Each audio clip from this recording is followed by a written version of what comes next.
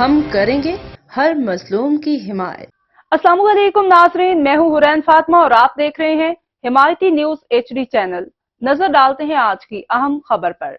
सिंध में यके बाद दीगरे सहाफियों की शहादत से सहाफी बरादरी में अदम तहफ़्फ़ुज़ की लहर बढ़ रही है। वज़ीर दाखिला और वज़ीर इत्तलात सिर्फ बयानात से काम ले रहे हैं, अमली तौर पर कातिलों की गिरफ्तारी नजर नहीं आ रही।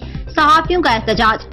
मलीर इफ्तिखार नूरी की report. Malir journalist welfare organization ने कराची मलीर के देहाती तिजारती मरकज मेमनगोट में शहीद नसरुल्लाह गुडानी और शहीद जान मोहम्मद महर के कातिलों की गिरफ्तारी के लिए मलीर जर्नलिस्ट वेलफेयर ऑर्गेनाइजेशन के सदर की क़ियादत में एहतजाजी मुजाहरा और धरना दिया गया कि जिसमें सियासी समाजी तंजीमों और सहाफियों की कसीर तादाद ने शिरकत की। मुजाहिरीन ने मेमन मुराद गोट के में चौक से लेकर अवामी प्रेस क्लब तक एहतजाजी रैली निकाली और प्रेस क्लब पर धरना दिया। हाथों में प्ले कार्ड उठाए। मुजाहिरीन शहीद जान मोहम्मद महर और शहीद सहाफी नसरुल्लाह गुडानी के कातिलों की गिरफ्तारी के लिए नारे मारे।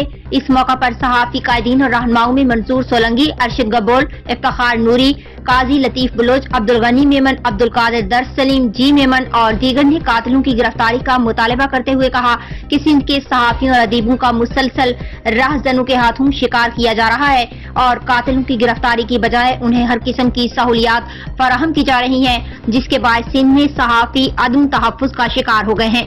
अतहर गफ्फार, मोहम्मद अली भट्टू, नवाब सोलंगी, अब्दुल लतीफ भग्यूर शामिल थे। के ताउन से एहतजाजी रैली निकाली कि जिसका मकसद शहीद जान मोहम्मद महर और शहीद नसरुल्लाह गडानी की कातिलों की अदम गिरफ्तारी है।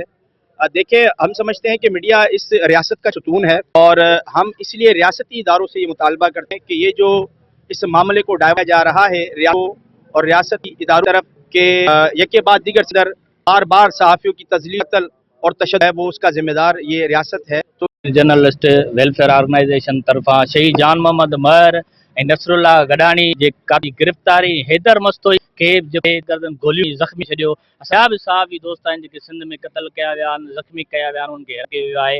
मां इहो ॿुधायां त कल्ह जेको SP प्रेस कॉन्फ्रेंस कई आहे, शहीद नसरुल्लाह गडानी जा जेके आहिनि कातिल गिरफ़्तार कया आहिनि, पर असां सम्झूं था त इहे कातिल न आहिनि। असल जेके कातिल आहिनि उन्हनि खे लिकायो थो वञे। हे सिर्फ़ सिंध जे शइ रखी आहे। अॼु बि चऊं था पिया त इहा सहाफ़ियुनि जो क़त्ल आम कयो वञे ऐं वॾेरनि खे जेकी सहाफ़ियुनि जी कलम खे भञाइनि था, जेकी आवाज़ बंदि करणु चाहिनि था, उन्हनि चवणु चाहियूं था त उहे पंहिंजो ख़ुले ॿुधनि त इहे केतिरा माण्हू मारींदा ऐं इहे केतिरा सहाफ़ी क़त्ल करे कनि इहो हक़ ऐं सच जो आवाज़ कॾहिं बंदि न कंदा ऐं आख़िर नकुण पइजी वेंदो।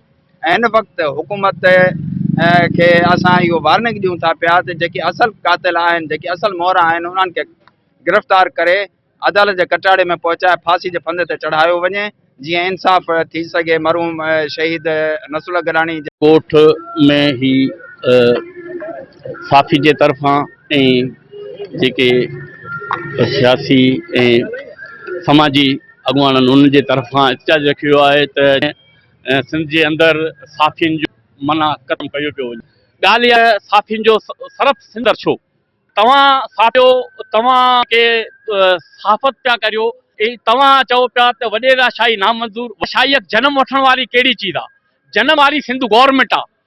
जेके असां इंसाफ़ उन सिंध गवर्नमेंट सां पिया घुरूं, जेकी उन खे जनम पई ॾे कातिलनि खे। वॾेराशाही जेको वॾेराशाही पैदा पई करे उहो मज़लूमनि खे मारीनि पिया, या सॼी सिंध गवर्नमेंट जी माना जेके क्या करायूं पिया। त उन सां सिंध गवर्नमेंट सां उहो इंसाफ़ वठूं। असीं इदारे खां चीफ जस्टिस खां मुतालबो करियूं, आर्मी चीफ सां मुतालबो करियूं त असांजे सिंध जे अंदरि हे साफ़ी ॾींहं ॾींहुं सचा साफ़ी क़त्ल कया पिया वञनि। असांजी इहा सिर्फ़ु भोतार खे आणण वारो केरु आहे? सॼी सिंध गवर्नमेंट आहे ऐं असीं सिंध गवर्नमेंट खां हिसाब घुरूं त चऊं सिंध गवर्नमेंट खां बि हिसाब वठणु खपे। असां साफ़ियुनि जो कातिल सिंध गवर्नमेंट आहे, वॾेरे शाही खे आणण आहे। मूंखे हेठि तबिके जो या तबिके जो लीडर आहे, लीडर ई न आहे। सभु वॾेरा शाही मीरनि त उन्हनि असां सां सिंध गवर्नमेंट में इंसाफ़ कोन। ॿिए कहिड़े में वञो त किथे क़त्ल था थियनि, जीअं भल मुंहिंजो साफ़ी को क़त्ल थिए थो, ईअं साफ़ी ईअं क़त्ल मुंहिंजो साफ़ी क़त्ल थिए न। वॾेरा शाही आहे सिंध जे अंदरि वॾाई आणण वारी सिंध गवर्नमेंट पाण आहे, इन कातिलनि गवर्नमेंट पाण आहे। असीं गवर्नमेंट नथा रखूं। चीफ सां ऐं आर्मी चीफ सां अपील करियूं हिननि जी कई वञे कयो। महिरबानी।